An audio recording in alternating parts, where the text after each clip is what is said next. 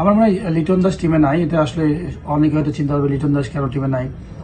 যদি ওই সবকিছু বিবেচনা করে আমার মনে হয় সিলেক্টররা তারা মনে করেছে যে তাকে রেস দিয়ে অন্য কোনো প্লেয়ারকে ট্রাই করা। বিকজ আপনারা জানেন যে লিটন দাস খুব ভালো টাচে নাই, আমরা সবাই জানি। হয়তো সেই কারণে কিছু কিছু জায়গায় আমার কাছে মনে হয় যে খুবই ইম্পর্টেন্ট যে সিলেকশন কমিটিতে যারা থাকেন, সিলেকশন 3 জন প্লাস ক্যাপ্টেন, কোচ, সবার কিছু চাহিদা থাকে বা চাওয়া থাকে।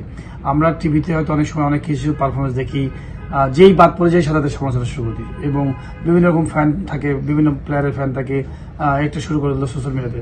বাট আমি মনে করি যে সিলেক্টররা বা যারা প্যানেলে আছেন তারাও চিন্তা করে যে কি করে ভালো একটা টিম বানানো যায়, ভালো খেলা যায়।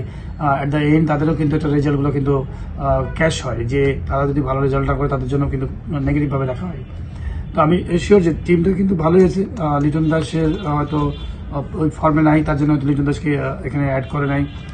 তাছাড়া আপনি যদি নাইদ হাসান মাহমুদের কথা বলেন, সাকিবকে অনেকদিন ধরে কিন্তু ওয়ানডেতে সাকিব খেলছে। তামিম সাকিব, আমি বলবো যে সে কিন্তু খুব ভালো অলরাউন্ডার, ব্যাটিং যেমন ভালো করে, বোলিং তেমন ভালো করে।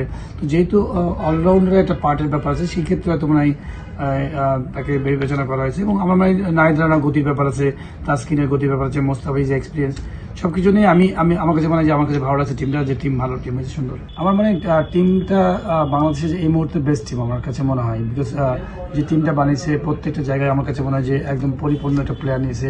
আপনি যদি দেখেন 4টা পেস বোলার নিয়েছে, সাথে লেফট স্পিনার নাসুম আছে, লেগ স্পিনার ইসাদ আছে, অফ স্পিনার মেহেদি মিরাজ আছে, ব্যাকআপ ওপেনার হিসেবে পারভেজ ইমন আছে। তো টিম কম্বিনেশন আমার কাছে খুবই ভালো মনে হয়েছে, যে টিমটা এই মুহূর্তের জন্য বেস্ট টিম। আমার ভাই তেমন বেশি কিছু নাই আলোচনা সমালোচনা করবার, বাট খুব মোটামুটি আমি মনে হয় যে টিমটা ভালোই দিয়েছেন। এবং বিশেষ করে আপনি অনেকে হয়তো কথা বলবে যে সাকিব নাই কেন, যেহেতু সাকিবের বোলিংটা হয়তো নিষেধাজ্ঞা তৈরি হয়েছে, সেই জন্য হয়তো সাকিবকে ব্যাটসম্যান হিসেবে এখানে নেয় নাই। আপনি যদি দেখেন ব্যাটিং অর্ডারে যে জায়গাটা আছে, খুবই পরিপূর্ণ একটা ব্যাটিং অর্ডার। হয়তো এই চিন্তা করে হয়তো সাকিবকে বিবেচনা করেন নাই। ওভারঅল আমার মনে হয় যে টিম খুবই ভালো। হয়তো সাকিব যদি বোলিংয়ে যদি সে যদি নিষেধাজ্ঞা না থাকতো, হয়তো অবশ্যই টিমে ইনক্লুশন হতো। টিম আপনি যদি সাকিব ছাড়া যদি টিম দেখেন, বা তামিম নাই, আমরা জানি সবাই, টিমটা আমার মনে হয় যে 15 জন হয়েছে, সেই 15 জনের প্রত্যেকটা জায়গায় আমার হচ্ছে মনে হয় যে পারফেক্ট চুজ করা হয়েছে। আই হোপ যে বাংলাদেশ টিম চ্যাম্পিয়ন্স ট্রফিতে ভালো খেলবে।